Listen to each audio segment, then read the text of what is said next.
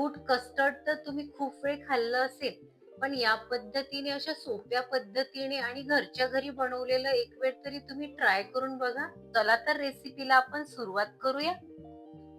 त्याकरिता अर्धा वाटी इथे दूध घेतलेलं आहे आणि दूध आपल्याला रूम टेम्परेचर वरचंच घ्यायचं आहे. गरम दूध घ्यायचं नाही आपल्याला. आणि कस्टर्ड पावडर आहे ही घेतलेली आहे. जवळ एक छोटी वाटी आहे, छोटी वाटीभर कस्टर्ड पावडर घेतलेली आहे. ही या दुधामध्ये कस्टर्ड पावडर आपल्याला टाकून घ्यायची. व्हेनिला फ्लेवरची कस्टर्ड पावडर आहे आणि चांगल्या पद्धतीने याच्यामध्ये गुठळ्या पडतात. त्या सर्व गुठळ्या अशा आपल्याला चांगल्या अशा काढून घ्यायच्या आहेत, जेणेकरून गुठळ्या पडायला नको. चांगल्या पद्धतीने कस्टर्ड पावडर या दुधामध्ये अशी मिक्स करून घ्यायची आहे. कस्टर्ड पावडर दुधामध्ये तुम्हाला दिसतच असेल चांगल्या पद्धतीने अशी मिक्स झालेली आहे. साधारणतः जवळ 1 लिटर मी दूध घेतलेलं आहे आणि फुल फॅट दूध घेतलेलं आहे. तुम्हाला हवं असेल तर तुम्ही यावरील मलाई काढून घ्यायची आहे, पण फुल फॅट दूध असलं तर फूड कस्टर्डला चव फार छान येते. 1 वाटी साखर आहे ती टाकून घ्यायची आपल्याला. दूध चांगलं गरम झालेलं आहे. दूध अगदी जास्तही उकळून घ्यायचं नाही आपल्याला. आता या स्टेजला आपण जे कस्टर्ड असं दुधामध्ये भिजवत घातलेलं होतं ते कस्टर्ड आपल्याला असं चांगल्या पद्धतीने असं मिक्स करून घ्यायचं आहे.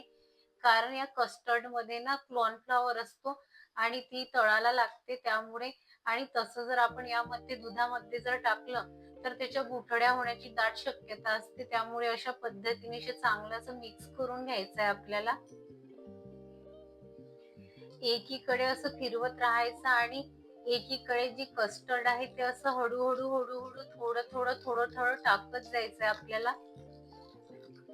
अगदी फास्ट मध्ये सुद्धा टाकायचं नाही. थोडं कस्टर्ड टाकायचं आणि दूध असं घोटत राहायचं.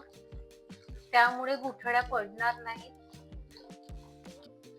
दुधामध्ये कस्टर्ड भिजवलेलं टाकल्यानंतर असं सतत ढवळत राहायचं आपल्याला. सतत जर ढवळत राहिलं नाही तर खाली तळाला कस्टर्ड चिकटतं आणि गुठळ्या पडतील.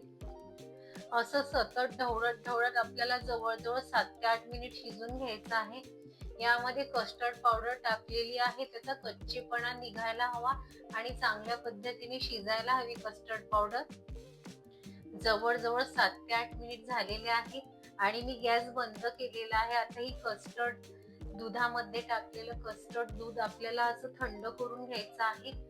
आपण फॅन खाली ठेवणार आहोत हे थंड व्हायला. पण आपल्याला सतत असं 5-5, 10-10 मिनिटातून हे दूध असं ढवळत राहायचं आहे. आपण जर असंच राहू दिलं तर कस्टर्ड पावडर अशी खाली लागते आणि वर अशी साय येते. तर ती साय यायला नको म्हणून असं एक 5-5, 7-7 मिनिटातून आपण असं सतत ढवळत राहायचं. आता तुम्हाला वाटत असेल की हे दूध एकदमच असं खूप पातळसर आहे, परंतु जेव्हा थंड झाल्यानंतर आपण फ्रीज मध्ये हे ठेवू त्यानंतर हे चांगलं असं दाटसर होतं. कस्टर्ड टाकलेले दूध हे जवळ 1 तास मी रूम टेम्परेचरवर गार करून घेतले आणि जवळ 2 तास हे फ्रीज मध्ये ठेवलं होतं. बघा किती छान असं मस्त, जास्त घट्ट पण नाही आणि जास्त पातळसर पण नाही, अगदी परफेक्ट असं आपलं हे कस्टर्डचं दूध तयार झालेलं आहे. आता यामध्ये फ्रुट्स टाकून घेऊया. सर्वात आधी हे व्हेनिला फ्लेवरचं आहे तर व्हेनिला इसेन्सचे 3 ते 4 थेंब असे टाकून घ्यायचे. याने स्वाद खूप छान येतो. आणि हे इसेन्स मस्त असं फिरून झाल्यावर यामध्ये आता आपण आपल्या आवडीनुसार असे फ्रुट्स टाकून घ्यायचे आहे. शक्यतो नरम फ्रुट्सचाच वापर करून घ्यायचा आहे आणि गोड फ्रुट्सचा. जास्त आंबट फ्रूटचा वापर करून घ्यायचा नाही आहे. चिक्कू टाकून घेते,